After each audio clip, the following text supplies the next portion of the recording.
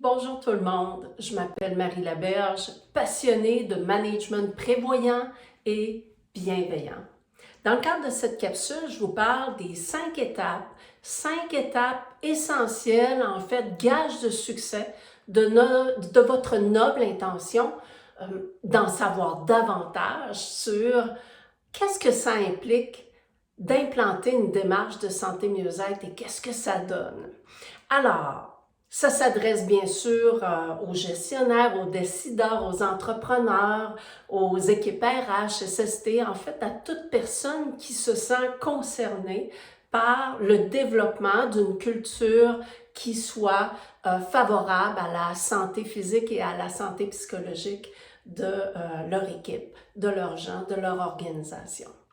Alors, on va se le dire, le contexte actuel, que ce soit le contexte pandémique, post-pandémique, appelez-le comme vous voulez, exerce beaucoup de pression sur nos gens et on va rester avec des cicatrices en lien avec ça. Okay? La communauté, la population, incluant la population travailleur, va rester avec des lésions associées à ça.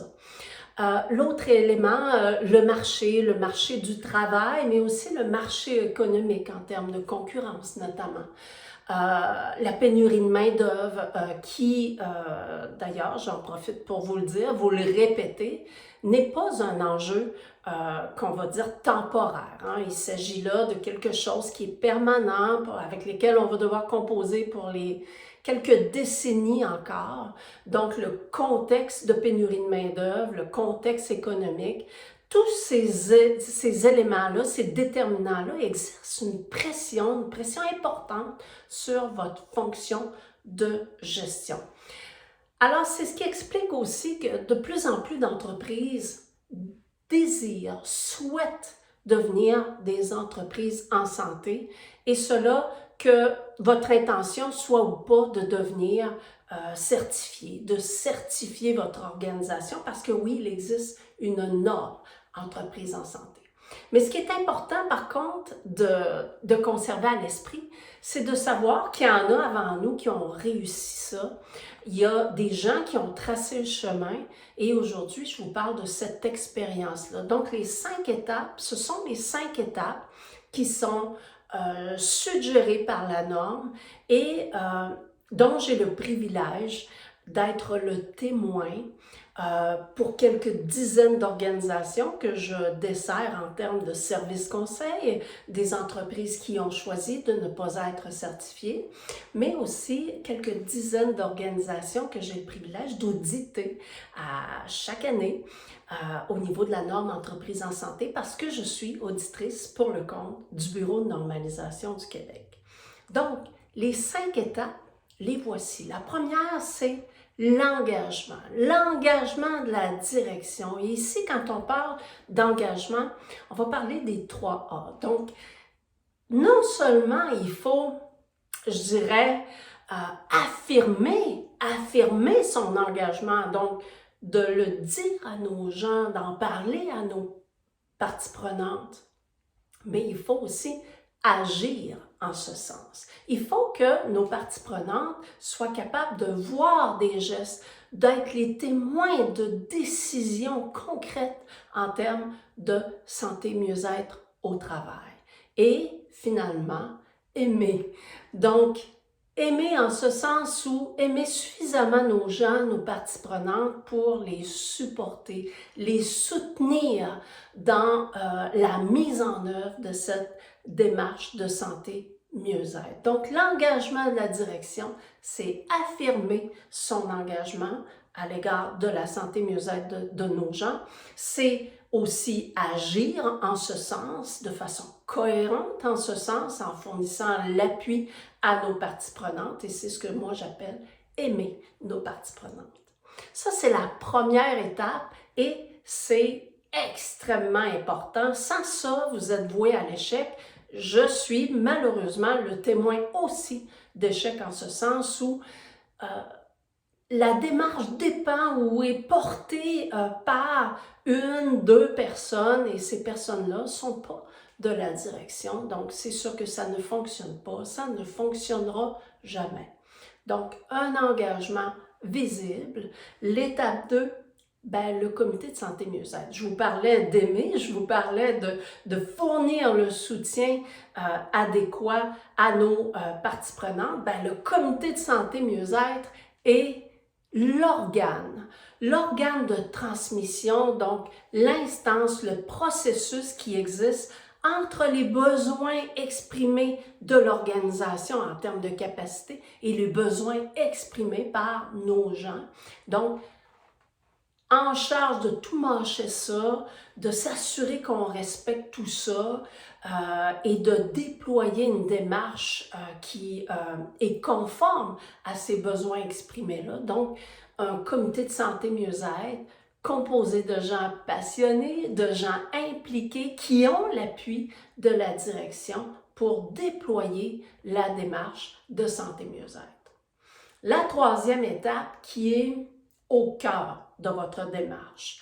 Donc, encore une fois, ceux qui y vont plutôt de la saveur du mois ou de façon improvisée ou en essayant d'imiter telle entreprise, ben ça, c'est voué aussi à l'échec. Parce que la troisième étape, c'est l'étape de la collecte de données. Donc, c'est qu'est-ce que je vais mettre en œuvre justement pour connaître quels sont les besoins. Quels sont les besoins, les préoccupations, le niveau de satisfaction de mes gens à l'égard de la santé physique et de la santé psychologique, tant en milieu de travail que dans la vie personnelle? Parce qu'on va se le dire, les conséquences, qu'elles soient vécues, en fait, que les stress soient vécus au travail ou qu'elles soient vécues dans la vie domestique, les conséquences sont les mêmes sur la prestation de travail. Donc, pour revenir à notre outil de collecte, l'importance de déployer une méthode qui est pragmatique, hermétiquement confidentielle, qui va nous permettre de recueillir cette information-là. Et ça m'amène ici à vous parler de notre outil de collecte, Reflecto, qui est construit justement selon l'approche économique comportementale, c'est-à-dire de manière à favoriser un taux de réponse élevé et de manière aussi à ne pas culpabiliser les gens sur leurs habitudes, mais plutôt d'inciter les gens à déjà, une fois que les personnes font l'exercice de compléter le sondage, déjà elles sont incitées à de meilleures habitudes. Donc, un sondage qui va permettre d'obtenir un haut taux de participation pour être représentatif. Reflecto s'assure de respecter ça. Donc, il y a des outils malheureusement, donc je vois des organisations qui ont utilisé des outils différents, certains de grande qualité, mais d'autres plutôt mitigés en termes de contribution, donc des questions culpabilisantes ou des questions à pu finir. Donc, je vois des fois des 200 questions, 250 questions. Et ça fait en sorte que le taux de réponse est beaucoup trop faible pour être représentatif de l'organisation, donc de nos parties prenantes. Donc, la collecte de données au cœur de votre démarche de santé mieux-être, c'est elle qui va vous permettre de mieux connaître vos gens pour pouvoir reconnaître ce qui sera à valeur ajoutée en termes d'intervention sur la santé physique et la santé psychologique de vos gens. Ben, la quatrième étape, bien sûr, c'est le plan d'action qui sera inspiré justement des informations que vous aurez recueillies dans votre collecte de données. Plan d'action qui va être aussi en fonction des capacités de l'organisation en termes de ressources humaines et en termes économiques. Un plan d'action qui va aussi être muni d'objectifs en fait, des objectifs mesurables qui vont vous permettre de valider la contribution de ce que vous mettez en œuvre, tant pour les personnes que pour l'organisation. Et ici, je vous mets en garde. Des fois, on pense qu'un plan d'action, ça prend plusieurs interventions, plusieurs mesures. Moi, je vois à l'occasion des organisations qui ont 10, 15, 20, 25 interventions planifiées au plan d'action et que c'est lourd. c'est décourageant, c'est exigeant en termes de ressources humaines et économiques. Et je vous dirais que les entreprises que j'ai le privilège de rencontrer, qui sont les plus résilientes, qui sont les plus efficientes, ont souvent 2, 3, 5, 6 interventions très bien ciblées.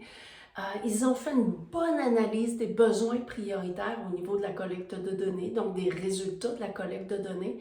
Et ces organisations-là, donc, sont capables de mettre en œuvre une démarche légère, agile et qui donne des résultats fantastiques. D'ailleurs, c'est la 5e étape, celle de l'évaluation, celle qui va vous permettre d'évaluer non seulement vos interventions en termes de contribution, mais aussi l'évaluation des efforts déployés. Donc, la contribution, est-ce que j'en ai trop fait pour ce que ça donne? Est-ce que je peux en faire plus pour en obtenir plus? Donc, en termes de contribution de la démarche comme telle, et en profiter d'ailleurs pour réitérer notre engagement, témoigner à nos gens ce que nous avons constaté et là où nous voulons aller, donc faire évoluer notre culture de bienveillance. Donc, les 5 étapes: engagement, comité de santé mieux-être, collecte de données, plan d'action et évaluation du plan d'action et de la démarche.